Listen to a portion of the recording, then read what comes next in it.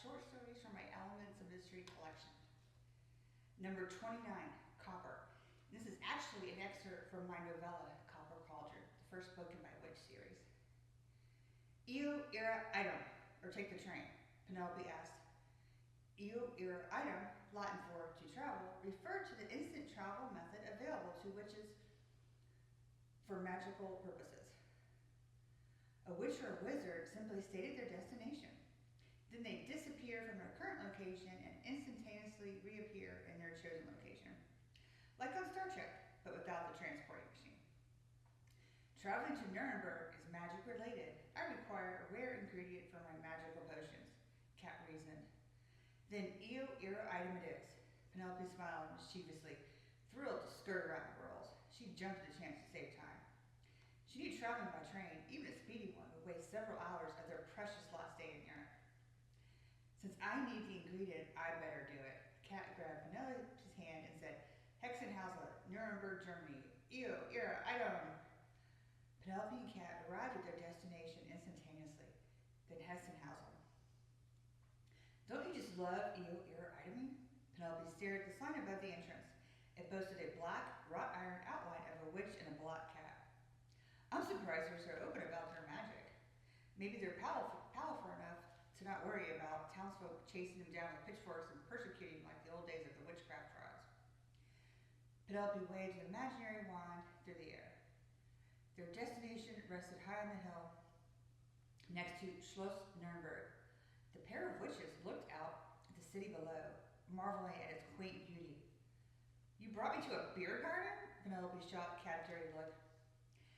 Since when have you turned down a drink? Touché.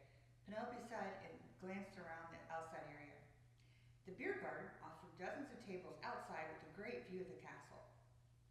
Penelope envisioned coming here during Oktoberfest, enjoying a few liters of beer and meeting hot German men. They entered the Hexenhausen. Wooden timbers supported low ceilings. Every nook and cranny contained a witch doll. Penelope studied them with fascination. They all looked so unique and lifelike. Is it me or are these witches staring at me? Penelope shuddered. Quit complaining. Now, let's just have a pint and see what happens. Cat slid onto an empty bar stool. You know I'm always up for a beer, but what do you mean by see what happens? Penelope slid onto the bar stool next to her cousin. The herbalist told me to try and get my dragon shrooms here, but I'm not supposed to say how I heard about this place, Cat confessed. Oh, I love an adventure. How do we go about this? Did the herbalist give you a secret password? A handshake? Penelope's tone drew up with sarcasm. No, I'm just going to wing it. Cat's charming smile showed her intentions to flirt her way into acquiring the rare ingredient. Guten Morgen, a skinny old man appeared behind the bar. Guten Morgen, sprechen Sie English bitte? Penelope asked. Americans. Sorry for not being here sooner, but we rarely have customers so early. The old man rolled his eyes. Cat quickly distinguished herself. She's American, but I'm Scottish. Penelope glared at her cousin incredulously and wished Cat was a telepath. Thanks for throwing me under the bus. What can I get for you, Fräuleins? The old man wiped the bar off in front of them and laid out 2 beer coasters. Zwei Dunkelmaß bitte, Cat said. Bitte. The old man retrieved 2 clean beer mugs from below and promptly placed one under the tap. He tilted the glass mug and pulled a lever. Dark beer flowed slowly as he filled the mug with little foam. He repeated the act with the second glass and placed the beer-filled steins on the coasters before the ladies. The aroma of freshly poured beer wafted. Penelope smiled with anticipation of sipping a good German beer before noon. Prost! Penelope clinked Cat's mug and enjoyed the first sip of her beer. The old man stared at Penelope and Cat. His eyes lobbed back and forth between them. Penelope knew he stared at their identical and unique eyes. She'd grown accustomed to such behavior. But this time, the observer acted neither surprised nor scared. He didn't even flinch. Penelope knew he'd seen one blue-eyed and one green-eyed witch before. You must be here to see Marcus, he said matter-of-factly. Penelope and Cat nodded. He disappeared from the bar and entered a nearby door. Penelope heard the old man's footsteps descending a flight of stairs and turned to Cat. Seems too easy. He knows powerful witches when he sees them. Cat sipped her beer. I've never heard looked up as her mind recollected all the wizards she'd either encountered or heard stories about. Her memory drew a complete blank. Me neither. I wonder what he looks like. I wonder if one of us is about to meet a future husband. Kat's eyes sparkled with hope and anticipation. The pair turned their heads towards the door as they heard footsteps ascending the staircase. The door opened and a handsome man appeared. His 6-foot, 4-inch frame ducked as his powerful presence crossed the threshold. Penelope instinctively looked into Marcus's eyes, hoping to find ones which matched her own. Disappointment filled her heart, and she stared at merely a pair of sky blue eyes. She admired his long platinum locks and thought about how great he'd pair with her cousin Cat. Penelope turned to Cat and nodded her acquiescence to the wizard. But Cat didn't register the silent surrender because she stared awestruck at the handsome German wizard before them. Marcus faced him with confidence. His smile filled his seemingly mid-40-year-old face. It is true what the old man claimed. 2 beautiful and powerful wenches drink beer in my beer garden. I am Marcus. Welcome to the Hexenhauser. He did not extend a hand to greet them. Nice to meet you, Marcus. My name is Catherine Manchester, Cat for short. She blushed with a giddy expression of a schoolgirl with her first crush. Penelope Manchester. I know the family. Scottish descent, very powerful coven. Marcus lobbed his eyes back and forth between the 2 witches. He smiled as if he admired both their beauty and their magical eyes. His intense yet admiring stare drank them in, charming them with his handsome and powerful confidence. Cat giggled and blushed. I am of the Scottish coven, while my distant cousin Penelope is of the New Orleans coven, immigrated generations ago from ours. What brings a pair of Manchester witches to the Hexenhauser? I seek the rare dragon shrooms for my potions, Cat admitted. Ah, yes, dragon shrooms, a powerful and rare commodity in the witching world, nearly impossible to find, for the shrooms must be harvested after the burning breath of a fire-breathing dragon, Marcus recited. Yes, nearly impossible to attain. Do you have such a rare commodity, and are you willing to sell a small amount? Cat asked. Yes, I do, and yes, I will, for the right price, Marcus winked. May I ask how you acquired enough dragon shrooms that you're able to part with something so rare? Penelope sensed something peculiar. It seemed too easy to waltz in here and procure the rare ingredient they sought. It's easy if one owns a fire-breathing dragon.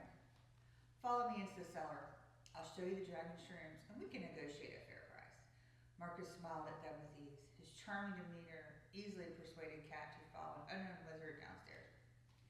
You possess a dragon? Enthusiastic Cat popped up from her bar stool. Her eyes pleaded with Penelope to follow. Penelope stood behind her cousin. Hesitation filled her. Something spooked her. She didn't possess the power of foresight, but since Cat did, she trusted her cousin's instincts. If something horrific loomed ahead, then Cat's vision would foretell any imminent danger. She stood by Cat as they faced the gorgeous wizard. He stared at them intensely, yet kept his flirty smile. His eyes charmed them into a trance. They followed Marcus into the cellar, like children following the Pied Piper, oblivious to any danger.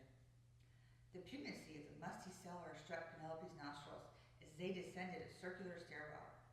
She followed Cat, who followed Marcus without hesitation. She'd lost count of how many times she'd circled down, lower and lower into the underbelly of the Hexenhauser. The stairs ended and a long tunnel began. This tunnel leads to Nuremberg Castle. They built it as an escape route. My ancestors were sorcerers for the kings and queens long ago. Now it's just an empty castle for tourists, as the royal family moved on to finer castles and palaces centuries ago. Marcus waved his arm ahead. The words sorcerer and Nuremberg Castle struck a chord with Penelope. Although her mind failed to make the connection to any legend, she knew one existed. She mentally noted to quiz Violet, her great-grandmother, when she returned home. The tunnel opened into an enormous circular cavern. The ceiling soared at least 30 feet above. The walls around them were divided into 3 levels. The top level was merely a narrow balcony circling the room. Books occupied the highest level, hundreds of them. The second level jessened out like a loft, Several sleeping quarters appeared above her head, utilizing curtains instead of walls. The bottom level, where they stood, resembled the attic of her New Orleans home, only this coven appeared 10 times as large as her own. Jealousy pained her as she longed for larger working quarters. 4 generations of witches constantly bumped elbows and egos in the Manchester mansion attic. Dozens of cauldrons filled the room. Many spells involving potions require a cauldron of a specific metal. Penelope knew the different metals of the different cauldrons: iron, bronze, lead, and the famous copper cauldron. The copper cauldron? We have one in our coven, Penelope boasted. Ah, yes, every witch and wizard must have one. One never knows when you must bring someone back from near death. Marcus arched one eyebrow. I've only seen it used once when my great-grandmother nearly died of pneumonia. She's alive and well and about to celebrate her 100th birthday, Penelope boasted, for helping to save her favorite ancestor. But alas, the spell only works 8 times. We resemble cats with our 9 lives. Marcus winked at Cat. Cat cleared her throat. Violet is fortunate, for the spell must be performed by not 1, but 3 witches with magical eyes. Penelope smiled at her good fortune. She lived with 3 such witches and a copper cauldron. And one of the witches must sacrifice one of her 9 lives to save the other, Marcus added.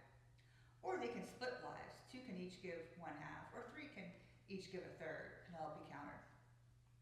How many of your lives do each of you have left? Marcus's tone piqued with curiosity. All of them, Penelope and Cat said in unison. Marcus grinned devilishly. He looked as if he'd benefit from all their lives. He grinned. His grin chilled Penelope. She glanced around the room and noticed more dolls, only these were displayed in glass cabinets. She admired their lifelike appearance. Their skin didn't resemble porcelain.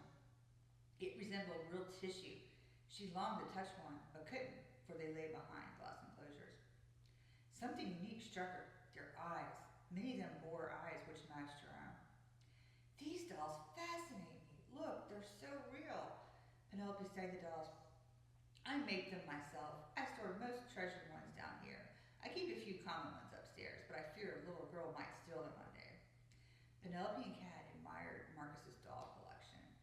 This one resembles my great-aunt Edith. She disappeared years ago. We never saw her again. Cat pointed, but Penelope was looking elsewhere. A gilded silver double cup, Penelope explained, thrilled to see such a beautiful pair of cups, more like chalices, with their ornate bulbous form. They stacked on top of one another at the lips. With one cup upside down on top of the other, they resembled a beautiful piece of art. These beauties were forged right here in Nuremberg in the late 16th century. I used them for nearly half a millennium. Marcus picked up the chalices and held them out to display. They're beautiful. I've never seen such a magnificent pair. Penelope reached out to touch the half-glowed protrusions covering the sides. How old are you? Cat studied Marcus. Penelope nudged her cousin, punishing her for such rudeness. I'll get the shrooms. He returned the cups to their place. Sorry, Cat mouthed to Penelope. Marcus rummaged through a shelf full of ingredients. He retrieved a small bag. Here it is, dragon shrooms. Will a kilogram suffice? You were so generous to part with so much. How much money do you require? The Manchesters are wealthy. Name your price, Cat admitted. Penelope shot her cousin a dirty look, incredulous at her horrible bargaining skills. I don't require money. All I ask for is a passionate kiss from both of you beautiful witches, Marcus flirted. Just a kiss? Penelope was shocked at their good fortune. Yes, just a kiss in exchange for the dragon shrooms. But I'd love to have you both in my bed. His voice deepened in a sexy tone. Penelope and Cat looked at one another and quickly nodded in agreement. Marcus approached Penelope first. His eyes bored through her soul. His hand slid tenderly around her neck. He tilted her head back, and his hot mouth touched hers. Their lips parted and their tongues met. He took complete possession of her as his tongue circled around hers and drove it deeper into her mouth. Penelope's breathing intensified, and she wrapped her arms around him, pulling him close to her. His warmth consumed her. She couldn't get enough of him and needed to share his bed today. She fell completely under his spell. Marcus's lips relinquished hers. He pulled himself away and stared deeply His hands gently caressed her hair. Will you share my bed today? Penelope couldn't nod her head fast enough. Marcus smiled wickedly at Penelope before he turned towards Kat. Penelope looked on, panged with jealousy, knowing her cousin would share the same spellbinding kiss from Marcus. She watched Marcus caress Kat's neck, just as he caressed hers. Kat jolted back at his touch, her eyes shocked with horror. She'd obviously had a vision, a bad one. Kat grabbed Penelope's hand and said, St. Michael's Church, Munich, Germany, Europe, item. The end. Author's note. Hexenhausen exists behind Nuremberg Castle, which has creepy witch dolls and all. My husband's sons and I ate there on December 24th, 2006. The gilded silver double cup on display at the Met in New York City was forged in Nuremberg in the late 16th century. Hope you enjoyed my excerpt from Cauldron, and go to my website, elementsandmystery.com, and check out all my books.